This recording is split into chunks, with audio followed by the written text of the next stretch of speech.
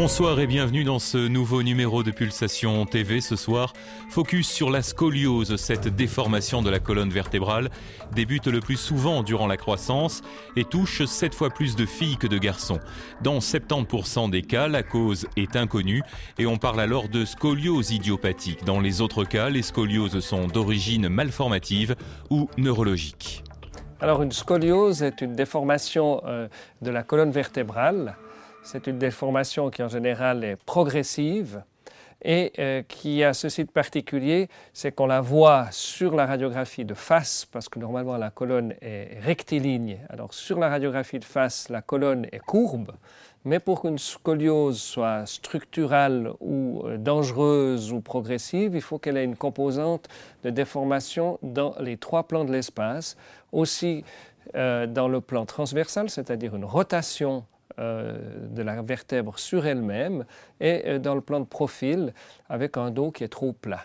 Alors les différents types morphologiques de scoliose dépendront de l'endroit où se trouve la courbure la plus importante et la plus structurale. Alors on a des courbures qui peuvent être thoraciques ou thoracique d'un côté et lombaire de l'autre côté, donc double courbure, et ça représente la majorité des scolioses. La scoliose apparaissant le plus souvent lors des premiers signes pubertaires, un dépistage systématique est organisé par le service santé de la jeunesse auprès des enfants de 11 à 13 ans. Pour cela, des infirmières se rendent dans les écoles afin d'effectuer un examen de la posture. Ok, c'est bon. Tu peux te remettre tes chaussures. Tu vois, sur cet appareil, enfin sur cet indicateur, il y a une petite ligne. La bille, elle devrait arriver au milieu. Puis en fait, elle est déplacée un tout petit peu. Alors, il y a des limites où à un certain moment, il faut que j'appelle le médecin, ou que tes parents doivent voir un médecin pour voir s'il faut faire quelque chose ou s'il faut contrôler. En cas de suspicion d'une scoliose, le jeune est vu par un médecin du service santé de la jeunesse. Si le soupçon est confirmé, l'enfant est alors généralement adressé à un spécialiste des scolioses de l'enfant pour une radiographie qui permettra de préciser le type et la sévérité de la scoliose. Donc le dépistage de la scoliose à l'école, il sert essentiellement à anticiper une situation médicale qui peut poser problème. En fait, les scolioses évoluent beaucoup dans les âges de la puberté, donc quand il y a cette poussée de croissance, et on peut voir une aggravation assez rapide sur cette période. Donc l'idée, c'est d'attraper les enfants avant qu'ils fassent leur poussée pubertaire. Et là, si on dépiste déjà quelque chose, on peut les adresser donc à l'hôpital cantonal de telle façon à les prendre en charge de façon précoce, avec un traitement qui est beaucoup plus léger que la chirurgie. Donc ça serait déjà de faire une radiographie. Ensuite, dans les cas où on est inquiet, de mettre un corset, ce qui nous permettrait justement d'éviter la chirurgie dans un certain nombre de cas et améliorer le pronostic. Donc moins de problèmes esthétiques, moins de douleurs essentiellement. Alors on voit que tu as une jolie petite scoliose, tu as une double courbure, tu as une courbure lombaire et une courbure dorsale. Okay. Tu vois, il a écrit un tas de choses, le docteur. C'est simplement les endroits où on va faire les corrections. Okay. Le type de prise en charge dépend de l'angle de déformation mesuré sur la radiographie. En dessous de 20 degrés d'angle, le patient est surveillé régulièrement pour s'assurer qu'il n'y a pas de progression de la déformation. De 20 à 45 degrés d'angle durant la période de croissance, la pose d'un corset permet de contrôler la progression de la déformation. Une fois la croissance terminée, le corset n'est plus efficace. Les techniques modernes de fabrication rendent les corsets plus faciles à porter. En matière plastique, ils ont une épaisseur de 2 à 3 mm seulement. Les mesures électroniques ont remplacé le moulage par plâtre et la confection est très rapide et fiable. Une fois réalisé, le corset est ensuite essayé en présence du chirurgien orthopédiste. Pour Meryl, la correction apportée est presque de 100%. Pour elle, le pronostic s'avère bon. Alors pour la réussite du traitement, il y a deux choses qui sont très importantes. La première, c'est que le corset qui corrige bien, comme tu as vu sur la radiographie, soit porté. Ça, c'est une chose. Même si ça marche, ça corrige bien que ce n'est pas porté, ça ne va pas. La deuxième chose qui est un élément très important, c'est le pourcentage de correction immédiate. Donc là, tu as mis le corset à 10 minutes et l'efficacité à corriger dans le corset est très importante. Et on sait que quand il y a plus que la moitié de l'angle qui est corrigé immédiatement, eh bien, on est dans le bon chemin pour un traitement qui va marcher. Tandis que Meryl s'apprête à apprivoiser son corset, Margot, aujourd'hui âgée de 12 ans, porte le sien depuis 4 ans. Pour les habits avec le corset, l'hiver ça allait bien parce que j'étais habillée, je mettais des pulls, le col roulé donc on voyait rien. Par contre pour l'été c'était un peu énervant parce que je pouvais pas mettre des trucs un peu décolletés ou des manches trop courtes parce que comme il y a un maillot de corps en dessous du corset, on pouvait le voir et puis c'était pas très joli. Et puis les jeans par exemple ou les pantalons taille basse, je pouvais pas les mettre parce que sinon ils vont sous le corset et puis c'est pas très agréable. Et ce qui est un peu énervant aussi avec le corset, c'est que parfois ça trouve les habits à cause de frottement. Et donc je suis obligée de les changer. Là ça se voit, là ça se voit. Ouais, les poils. Mais il n'y a que nous qui le voyons. Les autres n'arrivent pas à comprendre. Ça ne se voit pas, c'est parce qu'on sait où regarder. C'est ça? Tu vois, toujours. J'ai toujours la tête tordue. C'est vrai. Ouais. La chose la plus difficile avec le corset, c'était le premier impact pour elle. Nous, de notre côté, on pensait qu'elle pouvait souffrir quotidiennement pour les gestes les plus courants. Se plier pour mettre ses chaussures, pour s'habiller, pour se coucher, se tourner dans le lit, choses comme ça. On a l'impression que ça soit quelque chose de très rigide, de très limitant.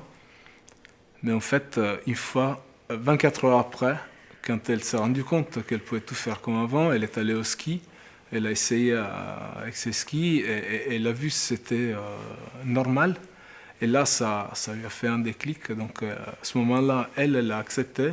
Et puis nous, à ce moment-là, donc, par ricochet, on l'a accepté aussi. Afin de préserver la souplesse et de renforcer la musculature du tronc durant le port d'un corset, des séances de physiothérapie sont souvent indiquées. Boule, bien arrondi la tête, tu sens que t'es bien... Voilà, t'es bien en flexion et repars. La physiothérapie est également utile après une opération de scoliose. En effet, si l'angle de déformation est très élevé et dépasse 50 degrés, une intervention chirurgicale est nécessaire, ainsi qu'en présence de fortes douleurs chez l'adulte. Objectif de cette intervention, réaxer la colonne vertébrale, stopper la progression et améliorer l'esthétique. Alors pour corriger une déformation scoliotique par la chirurgie, on va aller sur la colonne vertébrale et voir les vertèbres. Une fois qu'on voit les vertèbres, on va introduire des implants, comme ici une vis. Elle va être introduite dans le pédicule vertébral, ce petit pont osseux, de manière à avoir un ancrage solide sur la vertèbre. On va aussi pouvoir mettre, par exemple, des crochets à certains niveaux.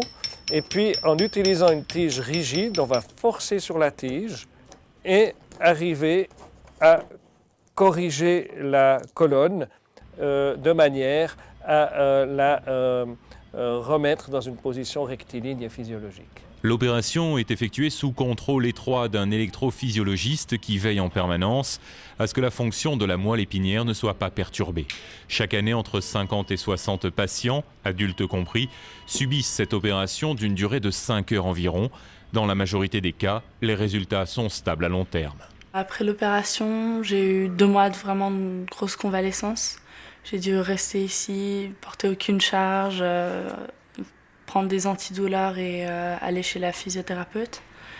Et ensuite, pendant 1 an, j'ai dû faire attention à tous les sports dangereux, ne pas tomber, ne pas glisser surtout. Aujourd'hui, je peux faire à peu près tous les sports dont j'ai envie. Et je peux porter toutes les charges aussi. J'ai encore des douleurs quand je m'assois sur des tabourets.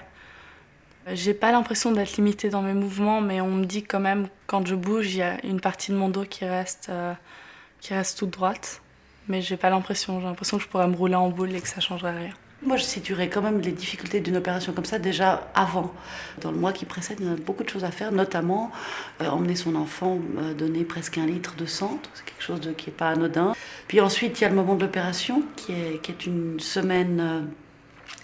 c'est à peu près 1 semaine entre l'entrée et la sortie de l'hôpital. Alors c'est paradoxalement court, j'ai trouvé presque déstabilisant qu'on nous rende l'enfant fraîchement opéré très vite et très fragile.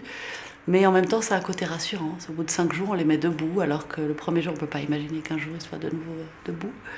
Et puis ensuite, il y a la convalescence, qui est au début très lourde, et puis qui s'allège à mesure du temps qui passe. Alors, la grande différence entre les enfants et les adultes, c'est que la chirurgie proposée chez les enfants est une chirurgie de prévention. visant à respecter au maximum la mobilité rachidienne et à quand même corriger de manière très efficace.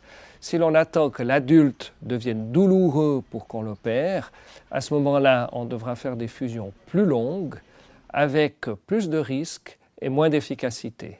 Cathy a eu une scoliose dépistée à l'âge de 20 ans. Au fil des années, elle a évolué jusqu'à atteindre 47 degrés. Il y a 2 ans, une opération s'est révélée nécessaire. Avant l'opération, j'ai eu la douleur chaque jour. Chaque jour après le travail, j'étais à la maison par terre pour soulager le dos. Aujourd'hui, les difficultés qui restent sont surtout pour m'habiller, dans le sens que c'est difficile de mettre mes chaussures, mettre mes bas, ou de conduire, dans le sens pour le parking, de marcher en arrière. Autrement, j'ai repris ma vie, c'est très positif, je ne regrette jamais d'avoir subi l'opération. J'ai repris ma vie. La dernière minute de ce magazine Pulsation maintenant avec ces 3 infos pratiques. Rendez-vous avec Pulsation papier disponible dans tous les lieux de soins des Hugues. Vous retrouverez également toute l'actualité des hôpitaux universitaires de Genève sur Internet. L'adresse s'affiche sur votre écran, ainsi que celle de la Fondation Arter qui soutient la médecine publique genevoise et finance les projets en faveur des patients. Le mois prochain, on change de registre avec un magazine consacré au développement durable aux Hugues.